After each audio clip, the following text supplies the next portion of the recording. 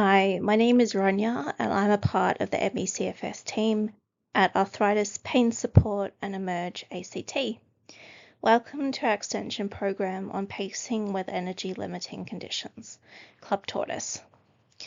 Today I'm going to talk about managing MECFS or similar conditions when you have autism or ADHD. Information in this presentation is adapted from a range of sources, including the healthdirect.gov.au website and lived experience of some of our members.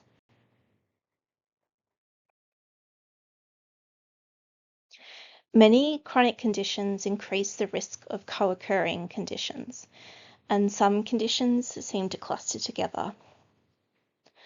A person who has myalgic encephalomyelitis or chronic fatigue syndrome, or MECFS, autism spectrum disorder, or ASD, or attention deficit hyperactivity disorder, or ADHD, seems to be more likely to experience these other conditions as well.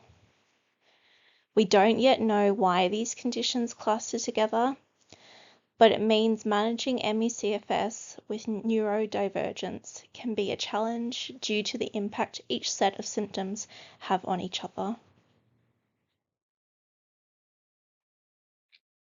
So what is MECFS? Myalgic encephalomyelitis or chronic fatigue syndrome is a chronic health condition that is characterized by severe energy limits and post-exertional malaise. Post-exertional malaise is where symptoms get much worse after mild physical, mental, or emotional exertion. MECFS and autism. Autism is a lifelong neurodevelopmental condition, also known as autism spectrum disorder, which affects how a person interacts with the world, leading to differences in social communication, interaction, and behavior. Autism can present very differently from person to person. Many people with autism can experience sensory sensitivity, difficulty with interpersonal communication and relationships, and heightened anxiety. Additionally, autistic people often learn to suppress or mask their differences or struggles compared to neurotypical people, which can drain their energy reserves. Because of all of this, autistic people can be more prone to burnout, which can lead to low energy, anxiety, and depression, among other symptoms. Autistic burnout can sometimes look like post-exertional malaise, which makes it difficult to differentiate the two.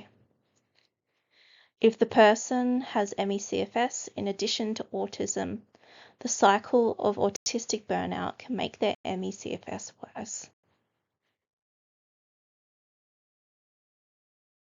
MECFS and ADHD.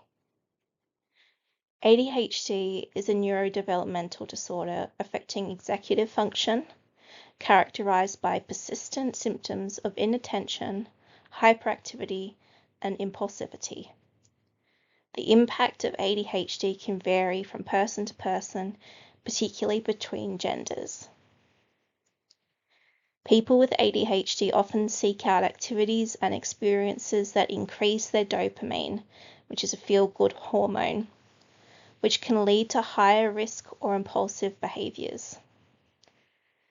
Their executive dysfunction means that remembering appointments, setting and sticking to routines and habits, and being able to respect their body's limits, which are all cornerstones of pacing and self-management for MECFS, can be really hard to do.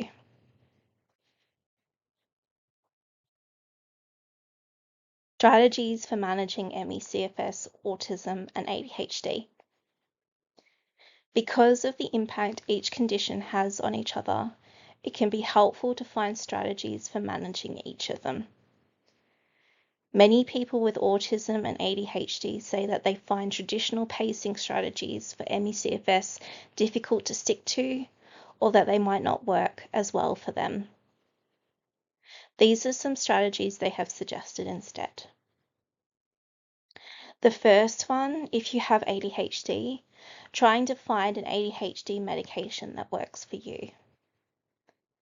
Some people have found that medicating their ADHD, which uses typically medications like stimulants, actually improves their MECFS symptoms too, as well as their executive functioning. Psychiatrists will need to prescribe your medication for you. Finding an occupational therapist or a psychologist that works for you. OTs and some psychologists can be helpful for teaching self-management skills and helping you personally adapt your life to your conditions. It's important to find someone you like and trust and who has knowledge of your conditions or symptoms. A really helpful tool for pacing with autism and ADHD is to use reminders. You can use phone alarms, calendar pop-ups, post-it notes, or visual reminders to help you remember medications, pacing strategies, and routines. Just remember it might take some time to work out the best reminders for you. Limit sensory input. If you find that you are sensitive to noise or light or too many things at once, there are lots of ways of limiting sensory input. You could use noise-cancelling headphones, sunglasses, only invite one person at a time to catch up, or visit shops at low sensory hours. Sensory overload is a common trigger for MECFS crashes. Don't forget to include pleasurable sensory input. For some people, pleasurable sensory input can help manage anxiety or self-soothe and induce relaxation or balance. Some examples might be weighted cuddly toys or blankets, soft clothes, sour sweets or breath mints, fidget toys, or using music. Use rules and prickly burrs. To manage executive dysfunction, some people use personal rules that turn important tasks into something that causes discomfort if not completed. People with ADHD might find that they can only complete tasks if there is a very enticing reward or to avoid a lot of discomfort, which is a burr. For example, I'm not allowed to sleep if I haven't brushed my teeth. Keep pleasurable and meaningful activities in your life. There is a tendency with all three conditions to experience low mood and a loss of enjoyment in life, simply because of the limitations they impose on you. Think of values you hold and meaningful activities that you enjoy, and find ways to keep them in your life. This might involve some problem solving with other peers or with a professional. Find ways of staying connected that work for you. In the same vein, MECFS is an isolating illness in and of itself, let alone with other limitations and disability on top. Seek out ways of connecting with others that respect your limits, so maybe using virtual technologies, and that are fulfilling to you. This might also include finding support groups to connect with others in the same boat. If you have problems with executive function, positive peer pressure, or being accountable to others, or a technique called body doubling, which is where someone spends time with you in person or virtually for company when you need to complete important tasks, can be helpful tools too. Emerge ACT has a number of social support groups, including online, in-person, and social media groups, which can help a person with MECFS and neurodivergence to connect with others in the same boat.